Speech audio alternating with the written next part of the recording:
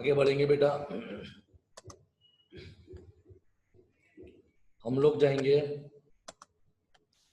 छिल्ला topic है, last chapter है below का, फ्री कंसेंट। चैप्टर नंबर 1 था essential elements of contract, introduction of contract. Chapter 2 देखा offer and acceptance. Chapter number 3 देखा legality of object. Chapter number 4 देखा consideration क्या है। चैप्टर नंबर 5 देखा कैपेसिटी टू कॉन्ट्रैक्ट, सब में 2-2, 3-3, 4 जैसे क्वेश्चन थे, इसे कवर किए। अब जाते हैं फ्री कंसेंट। जनरली ये पूरा टॉपिक ऑप्शन में निकलता है फाइनल एग्जाम में, बट इंटरनल के लिए जरूरी है, इजी है। फ्री कंसेंट, फ्री कंसेंट का मतलब क्या होता है कि जब तुम कॉन्ट्रैक्ट करते हो तो सामने वाले की इच्छा फ्री होनी चाहिए। कोई जबरदस्ती, कोई दबाव, कोई मेंटल फोर्स, कोई फ्रॉड, इस प्रकार से आपको कॉन्ट्रैक्ट नहीं करना है। इट मीन्स सामने वाले की कंसेंट, कंसेंट मीन्स इच्छा, अपनी लैंग्वेज में कैसी होनी चाहिए, फ्री होनी चाहिए, कोई दबाव में होना नहीं चाहिए। क्लियर, इसको बोलते हैं फ्री कंसेंट। अब हम बुक की लैंग्वेज में पढ़ेंगे, बुक की लैंग्वेज में स्टडी करेंगे, बुक की लैंग्वेज क्या बोलती है। तो according to section 30, 2 or more person are said to consent when they agree upon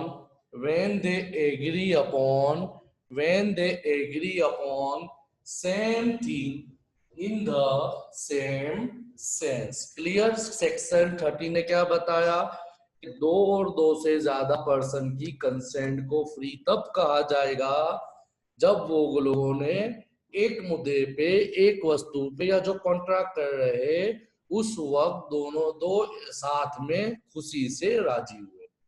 clear, आगे बढ़ते हैं। ये तो इंट्रोडक्शन था। फ्री कंसेंट में कितने पॉइंट पढ़ने आपको, ये 5 पॉइंट पढ़ने। देखते, according to section 14 consent is said to be free when it is not caused by coercion. Number 2, undue influence. Number 3, fraud. Number 4, misrepresentation. And number 5, mistake subject to the provision. अब इसमें आपको fraud और mistake तो समझने में आ गया होगा कि भाई ये चीज होगी तो कॉन्ट्रैक्ट वैलिड नहीं होगा, मगर 3 चीज थोड़ी आपके बाउंस आती होगी। तो अपने तीन को डिटेल में सबको देखते हैं, सबको ही डिटेल में देखते हैं, कोई प्रॉब्लम नहीं है, बराबर, आप बिंदास रहो। तो अपने स्टार्ट करेंगे, सबसे पहला टॉपिक वो है क्योर्शन। कभी भी ये एग्जाम में चांसेस नहीं है कि 15 मार्क में ये चैप्टर से शॉर्ट नोट ही आएगी। क्योर्शन क्या है, बराबर, क्योर्शन किसको बोलते हैं। तो पहले अपने इंट्रोडक्शन देखते हैं, फिर डेफिनेशन देखेंगे। Coercion means use of physical और वायोलेंट फोर्स, जबरदस्ती, दबाव डालना, धमकाना, उसको बोलते हैं physical force, upon a person to obtain his consent, यानी सामने वाले को रेडी करने के लिए आप दबाव कर रहे हो, धमकी दे रहे हो, डरा रहे हो। When a person is compelled to enter into a contract by the use of physical force or threat, या तो कोई डर से या दबाव से या प्रेशर से कर रहा है, इट इज यूज ऑफ क्योर्शन, तो उसको क्योर्शन कहा जाएगा। क्लियर, समझ में आया। कोई जात का प्रेशर डालना, कोई जात का दबाव डालना, डराना, धमकाना, उसको क्योर्शन बोला जाता है। अब डेफिनेशन क्या बोलती है, तो according to section 15 coercion is defined as under. Coercion की डेफिनेशन क्या है, नीचे बताई गई आपको क्योर्शन की डेफिनेशन है, मैं पढ़ता हूं, पॉइंट में दी हुई है। The committing of threatening to commit, डराना, any act forbidden by Indian Penal Code, यानी आईपीसी के तहत ऐसा कोई काम करने के लिए डराना, जैसे आईपीसी ने जिसको फॉरबिड कहा, जैसे बेटा फी दे दे वरना मैं तेरे को उड़ाड़ दूंगा, बेटा इंस्टॉलमेंट पे कर दे वरना मार डालूंगा। यानी क्या हुआ, जो चीज आईपीसी आपको रोकता है उसके हिसाब से आपने डरा के कोर्ट कराया। या तो और अनलॉफुल डिटेनिंग और थ्रेटनिंग टू डिटेन, या तो गैर कानूनी तौर पे किसी को दबाण करना, डराना, ताकि वो तुम्हारे साथ कॉन्ट्रैक्ट कर सके। The intention of causing any person to enter into an agreement. समझ में आया, दो चीज यहाँ पे रिप्रेजेंट हो रही है। कौन सी? ऐसी धमकी देना जो आईपीसी में गैर कायदे से है, या तो गैर कायदे से दबाण करना, धमकाना, डराना, ताकि सामने वाला आपके साथ कॉन्ट्रैक्ट करने के लिए रेडी हो जाए, तो इसको बोला जाता है क्योर्सन। क्लियर? अब जो डेफिनेशन देखी वही एक्सप्लेनेशन है, आंसर आपका कवर हो जाता है। 10 coercion include following act. Number 1, committing or threatening to commit any act which is forbidden by Indian Penal Code। देखो डेफिनेशन का पहला पॉइंट हुआ, एग्जांपल से समझ में आएगा। A threaten B to shot his son if he does not sell his house for 2 lakhs. B agreed to sell his house due to threat. Here the consent of B is caused by क्योर्सन। यानी simple समझ में आया कि भाई गोली मार के की धमकी देना यह इंडियन पेनल कोड यानी इंडियन आईपीसी के तहत ये गलत काम है। तो ऐसी धमकी दे के सामने वाले से कॉन्ट्रैक्ट साइन करवा लेना, एग्रीमेंट साइन करवा लेना, इसको बोला जाता है coercion. Number 2, the unlawful detention of any property or threatening to detain any property, यानी गैर कायदे से कोई प्रॉपर्टी पे कब्जा कर लेना या तो डरा धमका के किसी की प्रॉपर्टी पे कब्जा करना। एग्जाम्पल के तौर पे देखते A refused to give books of account of B if he does not give him 10,000. B give him 10,000 under his threat. Here consent of B is taken by क्योर्सन। समझ में आया कि भाई किसी ने आपको बुक कंप्लीट करने दी तो आप उसको धमकी दे रहे हो एग्जाम के टाइम पे, भाई नाश्ता करा तो मैं बुक दूंगा, भाई 200 रुपए दे तो मैं बुक दूंगा, वरना बुक मिलने वाली नहीं है। तो सामने वाला एग्जाम के लिए डर के मारे आपकी जरूरत को पूरा कर देता है, इसको क्योर्सन बोला जाएगा। क्लियर? समझ में आया? यानी पहले तो चीज क्या है कि ये कंसेंट फ्री हुआ नहीं तो तुम्हारा कॉन्ट्रैक्ट बनेगा नहीं। देखो इसकी असर क्या होती है वो देखते हैं। What are the effect of coercion? Coercion की इफेक्ट क्या है?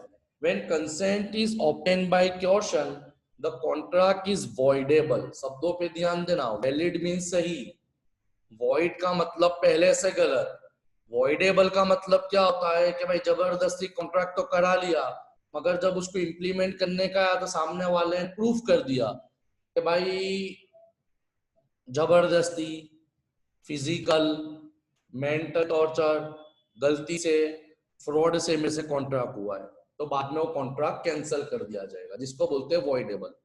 वापिस पढ़ता हूं। When consent is obtained by coercion, the contract is voidable at the option of the party whose consent was obtained। Common है, कैंसिल कराने की हिम्मत कौन करेगा? मैं तो करूंगा ही नहीं ना। क्यों नहीं करूंगा? कि भाई मेरे तो कॉन्ट्रैक्ट करवाना ही है, कैंसिल कौन करवाएगा? तो कैंसिल करवाने वाला व्यक्ति होगा सामने वाला। कौन सामने वाला? कि भाई जिसके पास तुमने जबरदस्ती से कॉन्ट्रैक्ट साइन करवाया हुआ है। पॉइंट नंबर 2, हावेवर शब्दों पे ध्यान देना, however if a person has received certain amount or something, article का मतलब कुछ भी चीज, under coercion he must return the same. यानी सामने वाले ने तुम पे दावा कर दिया कि भाई इसने जबरदस्ती से कॉन्ट्रैक्ट कराया है, तो आपको उसकी प्रॉपर्टी या तो जो चीज के बारे में कॉन्ट्रैक्ट हुआ है वो रिटर्न करना पड़ेगा। यहाँ पे एक केस स्टडी दिया है, वो आप मटेरियल मिले तो पढ़ लेना। क्लियर? ये आपका पहला टॉपिक हुआ क्योर्सन, यानी जबरदस्ती से, डरा के, धमका के कॉन्ट्रैक्ट करवा लेना। क्लियर? अब सेकंड टॉपिक आता है what is undo influence. Undo influence, तो अनडू इन्फ्लुएंस का मतलब क्या होता है? सिंपल लैंग्वेज में अपनी पोजीशन का गलत इस्तेमाल करना। अपनी लैंग्वेज में पोजीशन का फायदा उठाना, सामने वाले से काम निकलवाना, मेंटली या तो मोरल यानी दिमाग पे प्रेशर डाल के। जैसे एक एग्जांपल के तौर पे बात करूं, सिंपल एग्जांपल के तौर पे बात करूं, अपने जो पेरेंट्स, आपके पेरेंट्स बोलते हैं ना बेटा पढ़ाई कर वरना मैं पढ़ाई छुड़ा दूंगा, तो ये क्या हुआ, एक अंडू इन्फ्लुएंस हो गया, यानी आप डर के मारे पढ़ रहे हो। देखते अपने इसको लीगली क्या बोलते हैं, ये तो मैंने आपको एग्जांपल के तौर पे बताया। लीगली क्या है देखते, undue influence means use of unfair persuasion by a person of superior position to obtain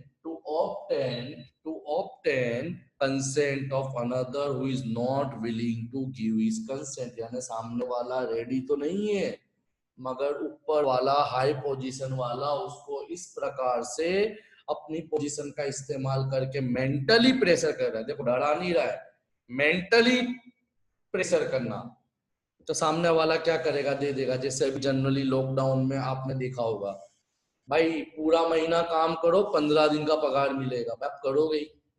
mentally torture, आपको निकालेगा नहीं बोला, निकाल देंगे, क्या बोला भाई आपको पूरा महीना काम करना है, सैलरी 20 दिन की मिलेगी। ठीक, क्या हुआ कि तुम्हारा सुपीरियर उसकी पोजीशन का फायदा उठा के आपसे काम करा रहा है। आप नहीं चाहते, आप भी यही चाहते हो कि 30 दिन का काम करे तो 30 दिन का पेमेंट मिले, मगर वो आपको इस प्रकार अपनी पोजीशन के फायदे से डरा रहा है, जिसको बोला जाता है अनडू इन्फ्लुएंस। देखते डेफिनेशन क्या बोलती है।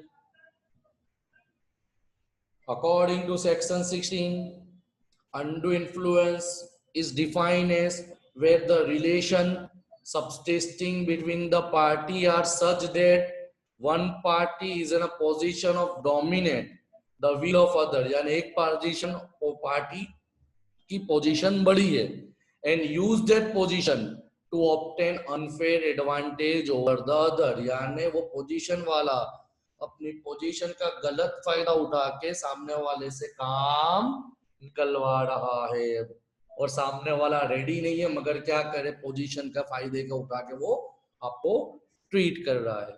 देखते हैं कौन सी कंडीशन है, तो जो डेफिनेशन पड़ी वही पॉइंट है। देखो number 1, the relation of party must be such that one party is in dominate or to control the will of other person. Example बहुत अच्छा दिया है, मास्टर एंड सर्वेंट, मालिक और काम करने वाले नौकर का घर में। Such position must be used to obtain the consent of the party in which one party can dominate the will of another. जैसे एग्जाम्पल जैसे डॉक्टर, बाप और बेटा, वकील और उसका क्लाइंट, डॉक्टर और पेशेंट, बराबर है ना। जैसे एग्जाम्पल के तौर पे बात करें, जैसे घर में फादर बच्चे को बोलता है बेटा मार्क्स नहीं आएंगे, कल से आपकी पढ़ाई छुड़ा दूंगा, आपको दुकान पे बिठा दूंगा, काम धंधे बिठा दूंगा। आप पढ़ना चाहते हो मगर घर वालों का प्रेशर है, आप नहीं पढ़ पा रहे हो, घर वाले अपनी पोजीशन का अनडू इन्फ्लुएंस इस्तेमाल करते हैं। ये एक एग्जाम्पल है भाई, हर घर में ऐसा मत समझना, it is an example. We respect our parents, और हमारे को रिस्पेक्ट करना चाहिए, ये हमारा फर्ज है, हक है। क्लियर। जैसे एग्जाम्पल पढ़ता हूं तो बहुत अच्छा आपको समझ में आएगा। A poor widow is induced by a money lender to pay 50 something interest on his loan. Here there is a use of undue influence. This is a best example. Furqan भाई फाइनेंस में जॉब करते हैं। अब मैं loan के लिए गया कि फुरकान भाई लोन करा दो, तो फुरकान भाई ने क्या बोला, सर 5,000 रुपए दे दो मेरे को, आपकी मैं 5 लाख की लोन पास करवा देता हूँ। तो कॉमन है, मैं तो मजबूर हूँ, मेरे को तो करना ही पड़ेगा क्योंकि मेरे को भी पैसों की बहुत ज्यादा जरूरत है। तो क्या करा फुरकान भाई ने, अपनी पोजीशन का फायदा उठा के काम करा। तो इसको बोलते हैं अनडू इन्फ्लुएंस। ये भी क्या है, तो इसका सबका सब जितने भी अपने पढ़ेंगे, जितने भी टॉपिक अपने पढ़ेंगे, सबके इफेक्ट वॉइडेबल है। वॉइडेबल का मतलब सामने वाला जिस पे दबाण कर रहे हैं वो जब चाहे कॉन्ट्रैक्ट कैंसिल करवा सकता है। क्लियर। तो ये भी कॉन्ट्रैक्ट कैसा होगा, वॉइडेबल होगा। समझ में आया। ये तुम्हारा हुआ, ये तुम्हारा हुआ क्योरशन। क्लियर। आगे बढ़ते हैं। पॉइंट नंबर 3, पहला था क्योशन, जिसका मतलब था जबरदस्ती, फिजिकली टॉर्चर करना। दूसरा था अनडू इन्फ्लुएंस, जिसका मतलब था मेंटली पोजीशन का फायदा उठाना और अपना काम निकलवाना। नेक्स्ट पॉइंट आता है फ्रॉड एंड मिस रिप्रेजेंटेशन, समझने की कोशिश करना। दोनों दो पॉइंट अलग है, फ्रॉड भी अलग है, मिस रिप्रेजेंटेशन भी अलग है। फ्रॉड का मतलब 420, समझ में आया? देखते हैं फ्रॉड क्या है। Fraud means and include any of the following act committed by the party to a contract or by his agent with an intention to deceive other party। क्या? with an intention to deceive other party, यानी fraud का मतलब मेरे को मालूम है ये गलत है, फिर भी मैं सामने वाले को लूटने के मकसद से, छेतरने के मकसद से कॉन्ट्रैक्ट कर रहा हूं, गलत बता के। फ्रॉड यानी 420। समझ में आया? जैसे देखो इसकी डेफिनेशन में से 6 पॉइंट बनते हैं, 6 देखते हैं। The suggestion of a fact which is not true by one who does not believe to be true, यानी मेरे जो कॉन्ट्रैक्ट करा रहा है, जो इंसान फ्रॉड करना चाहता है, उसको मालूम है ये गलत है, फिर भी वो सामने वाले को बताएगा नहीं ये सही है। Clear? Without any intention of performing it. ये भी हो सकता है ना कि मैं वादा कर दिया, पैसा ले लिया, माल सप्लाई नहीं करा, क्योंकि उससे पहले से सोच ही रखा था पैसा आ जाएगा तो मैं उड़ा दूंगा। Clear? Any other fitted to deceive, या तो सामने वाले को किसी भी तरीके से छेड़ना हो, लूटना हो। क्लियर? और any other act to deceive the other party, या तो सेम पॉइंट है, कुछ नवा नहीं है। जैसे मैं एक एग्जांपल पढ़ता हूँ, सबके दिमाग में आ जाएगा। The director of a company issue a prospectus containing false statement, this is fraud. क्यों फ्रॉड? क्योंकि डायरेक्टर ने प्रोस्पेक्टस तभी बाहर पाड़ेगा जब उसको अपनी कंपनी के शेयर बाहर पाड़ने। तो उसने क्या करा कि ज्यादा से ज्यादा लोग उसकी कंपनी के शेयर परचेज करे, तो उसने प्रोस्पेक्टस के अंदर जो चीज नहीं थी फिर भी गलत गलत इंफॉर्मेशन डाली कि हमारी कंपनी का टर्नओवर इतना है, हमारी कंपनी ये काम करती है, हमारी कंपनी के ये प्रॉफिट है, हमारी कंपनी के इतने बड़े बड़े कॉन्ट्रैक्ट चल रहे हैं। यानी नहीं होना, वस्तु नहीं है, मगर फिर भी जानबूझ के सामने वाले को एंटर करवाना, that is called fraud. Clear? समझ में आया? देखते हैं what are the essential element of fraud. ये शॉर्ट नोट में सबसे ज्यादा रिपीटेड क्वेश्चन है।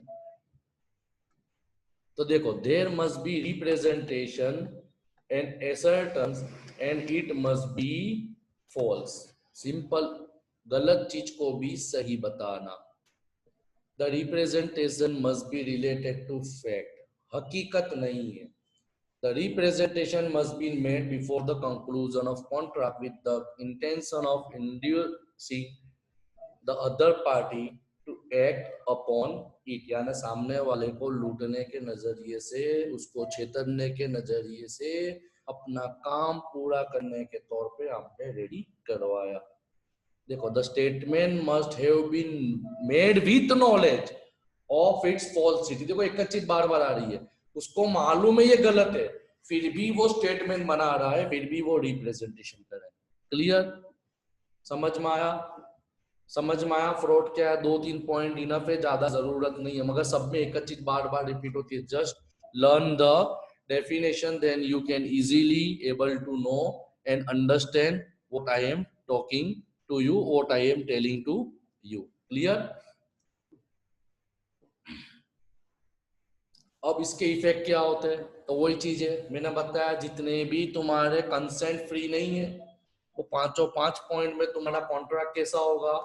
वॉइडेबल होगा। तो same condition, he can rescind the contract, he can rescind the contract within a reasonable time, and number 2, he can insist on the performance of contract on the condition that he shall put in the position in which he would have been represented made been true, and number 3,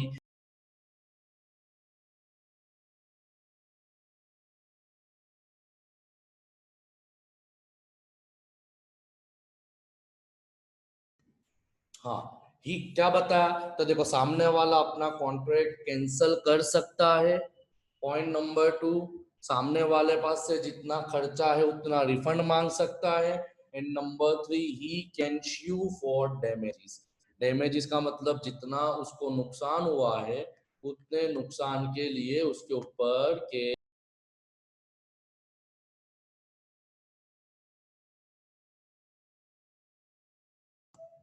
sorry थोड़ा problem create हो गया था। हाँ, काट के लेते तो सामने वाला वो कॉन्ट्रैक्ट जहां चाहे कैंसल कर सकता है। ये तुम्हारा हुआ फ्रॉड। क्लियर। अब उसके बाद तुम्हारे जो दो नेक्स्ट टॉपिक, एक है मिस रिप्रेजेंटेशन और दूसरा है मिस्टेक, वो मैं नेक्स्ट लेक्चर में इंशाल्लाह कंप्लीट कर दूंगा। क्लियर। अगर कोई डाउट हो तो बोला नहीं, यहाँ पे अपना ये टॉपिक का लेक्चर भी कवर हो जाएगा। यहाँ इन शॉर्ट अपना बिलो का कंप्लीट यूनिट 1 कवर हो जाता है। ओके।